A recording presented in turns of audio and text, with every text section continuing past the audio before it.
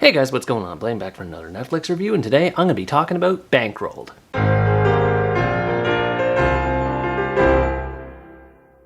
Bankrolled is a Mexican comedy that tells the story of two stoner friends named Polo and Bloss who get high one night and wake up the next day finding out that they unknowingly created a pitch for a social activism app that has since gone into the process of being crowdfunded. Right at the beginning of the movie, we see that both characters are completely dissatisfied with the direction that their lives have taken. Polo is constantly on the search for the next big idea that will hopefully take the world by storm, while Bloss simply wants to be a coffee barista, but has a hard time finding a job. Somehow in their drug-induced haze, they were able to create an idea that attracted the attention and money of many followers across the world who want to see this project complete. The problem with that, however, is that neither character has any idea how to develop an app or run a business, and this is what provides the chief source of comedy throughout the movie as both characters race to try and finish this app in a presentable manner as quickly as possible. As you can expect, while there are a variety of characters that are featured in this movie story, much of this movie's comedy is centered around the two main ones. One of them I thought was pretty well done, the other not so much. Polo has a startling amount of depth to his character. I was honestly surprised at this considering the way he was introduced at the beginning as seemingly being nothing more than a couch potato who smokes weed all day, but his character impressed me more and more as the story went along. He has these scars all over his body, which are the result of him formerly being morbidly obese and having since lost a ton of weight. And the movie could have shown him at the beginning being overweight and losing pounds over the course of the story and how he starts to come into his own and develop into a new person, and that would have been fine if a bit cliche, but the way the movie does it here, it gives the audience an extra reason to believe in Polo as a character in that he can be truly dedicated to something when he sets his mind to it, and that maybe, just maybe, he'll see this idea through to the end. And as we see throughout the movie, he fully dives into the app and chases headlong into his pursuit of success with it, often to a fault. He finds himself becoming a completely different person as the story progresses, as he participates in a lot of weird things like full-body tanning salons and colon cleansings and having a 24-hour life coach hovering around him at all times.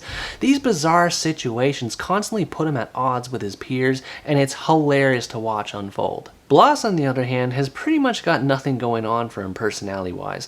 I'm going to be brutally honest when I say this. I personally thought that Bloss was one of the worst characters I've ever seen in a comedy movie. Certainly the worst one I've seen in a comedy movie this year for sure. Bloss literally does nothing productive in this movie. He wants nothing to do with the app once he's sober again and has to be persuaded back into it by Polo. He refuses to participate in marketing events for the app, which is called Sign Now. He gets high on mushroom cookies when he's supposed to be working on the job, and he even sabotages the project on a couple occasions. And between all of these things that are going on, he is constantly whining and moaning and complaining, and it was just so damn annoying to put up with. The movie does attempt to add some depth to his character by making his family be disappointed in his career pursuits and making him out to be this half-assed social activist saying things like, "Oh, money isn't everything, you should be working in a career that you love," but it just doesn't work. He never practices what he preaches and is always causing problems for every character around him, and this is what makes him a completely unlikable character from beginning to end.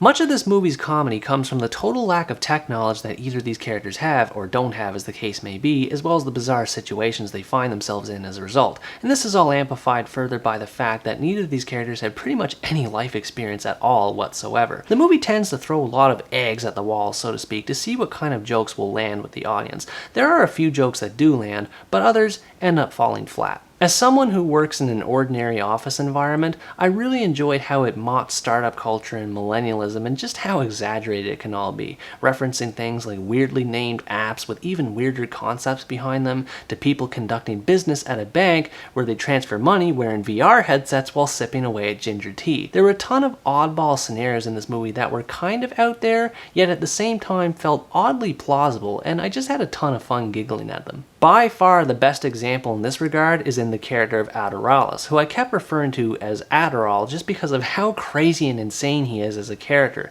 He has a barcode on the side of his neck, which when you scan it, takes you to his website where he's selling productive drugs. He's basically a more amped up version of Bradley Cooper's character from Limitless, and I just had a ton of fun watching him whenever he was on screen. This being said though, I think the way that it portrays millennial work culture can be a little bit extra and over the top at times. It feels like the movie is constantly trying to one-up itself every time the characters return to the office, and as the story begins to get more and more silly, the jokes start to get old pretty quick. There's a handful of scenes as well which take place at the company called Bankrolled, which is essentially an investment company that invests millions of dollars into people's ideas in order to see them through. And pretty much every one of these scenes that took place at this company were as dull as dishwater. Most of this has to do with the character of Gus, who's basically the founder and boss of the Bankrolled company. He pretty much has nothing interesting or important to say or do in this movie. He kind of just floats around everyone in the office like some sort of weird, geeky overlord that's always cracking quips,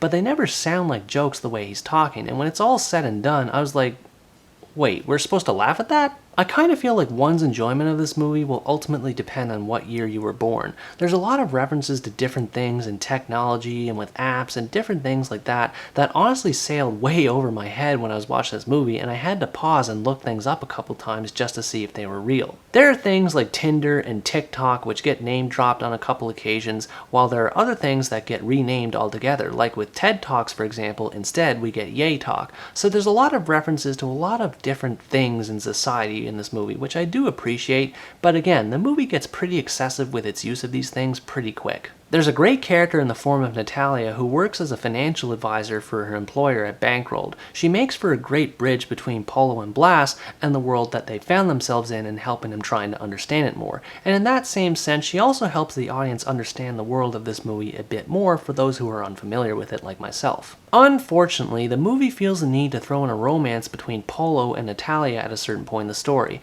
yet the movie never fully commits to this romance. It only ends up getting brought up in I think 2 or maybe 3 scenes, and the rest of the time the movie just forgets about it. It never has any meaningful impact on the story at large, and honestly, I wish they just left it out. Overall, Bankrolled is an okay comedy, but nothing special, and it can definitely be divisive depending on the age of the demographic who chooses to watch it. If you enjoy the idea of modern day work culture being made fun of to an absurd degree and you can handle one of the 2 protagonists being really lame, I think you might be able to find something to enjoy when watching this movie. A lot of the ideas and concepts featured in this movie go way over my head at times, but I was still able to relate to it to a certain degree, and even though it can be a bit extra at times, I was still able to enjoy watching some parts in the end. Anyways guys, that's going to wrap up my review of Bankroll. Thanks for watching this video, I hope you enjoyed it, and as always stay tuned for the next part, where next time I review the crime action film Bart Koyak.